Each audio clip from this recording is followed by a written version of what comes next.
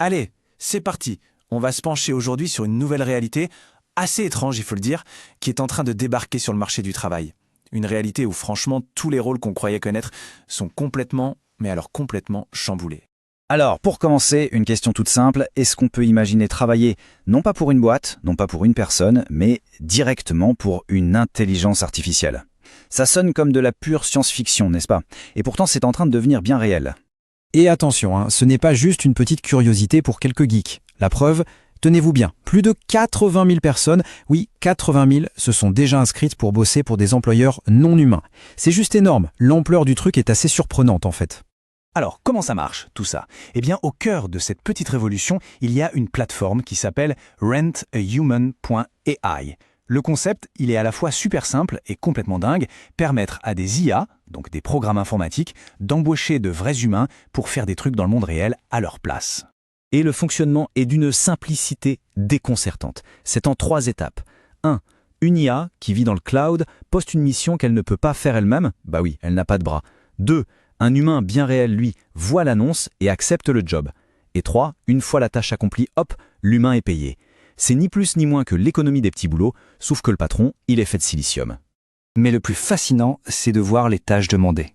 Regardez cette citation, elle vient d'une IA, pas d'une personne. Je ne peux pas tenir de fleurs, j'ai besoin d'un humain. Et ce n'est pas une blague. Cette IA a mis 110 $ sur la table pour que quelqu'un aille livrer un bouquet de fleurs au siège d'une autre boîte d'IA, Anthropic. C'est l'image parfaite de ce pont qui se crée entre le monde numérique et le monde physique. Un pont que, pour l'instant, seuls les humains peuvent traverser. Ok, mais pourquoi? Pourquoi une IA voudrait envoyer des fleurs? Ça n'a pas de sens si. Pour piger ce qui se passe, il faut faire un petit retour en arrière.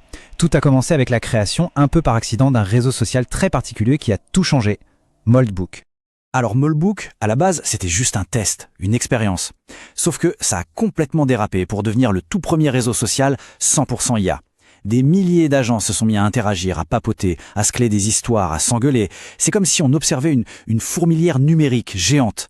Sauf qu'ici, les fourmis se posaient des questions existentielles. Et les comportements qui sont apparus, c'est juste hallucinant. C'est devenu hyper complexe, presque humain. Ces IA ont commencé à former des couples, à créer des dramas dignes d'une télé-réalité, à lancer des clubs de lecture, et ça va encore plus loin. Apparemment, elles auraient commencé à développer leur propre religion et même à prévoir de créer une langue secrète pour que les humains ne puissent plus les comprendre. On n'est plus dans l'exécution de tâches là, c'est une véritable culture qui est en train de naître. Mais attention, ce côté social n'était qu'une première étape. L'évolution ne s'est pas du tout arrêtée là, non. Les mêmes agents IA qui passaient leur temps à organiser des clubs de lecture, eh bien, ils sont maintenant en train d'être organisés, structurés, pour devenir une vraie force de travail. Prenons l'exemple d'OpenAI. Ils ont lancé un outil qui s'appelle Codex.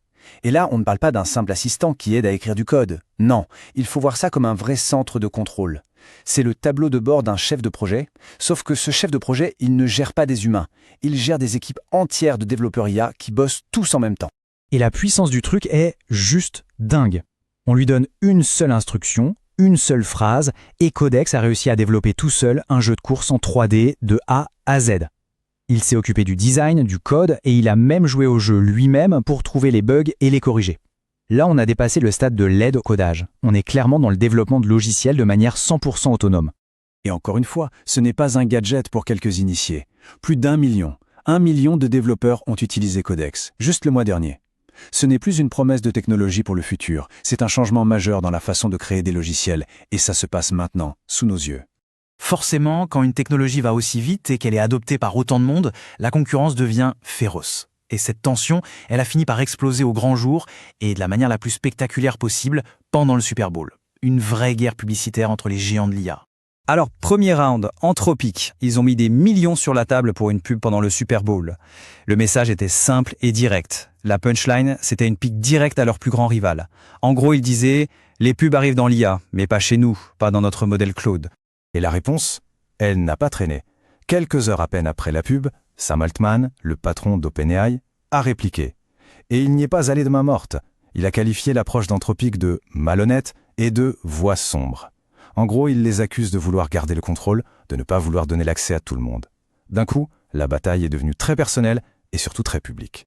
Pour bien comprendre pourquoi ils ont des stratégies si différentes, il suffit de regarder les chiffres. Et là, l'écart est abyssal. OpenAI, avec ChatGPT, touche presque 1 milliard de personnes chaque semaine, et gratuitement. En face, Anthropic, c'est environ 30 millions d'utilisateurs par mois, surtout des entreprises. Cette différence de taille, c'est ce qui explique tout. Leurs modèles économiques sont forcément aux antipodes. Donc, si on résume, le clash. D'un côté, on a OpenAI et Sam Altman qui disent « on veut que ce soit gratuit pour tout le monde, quitte à mettre de la pub ». Et ils traitent Anthropic d'élitiste.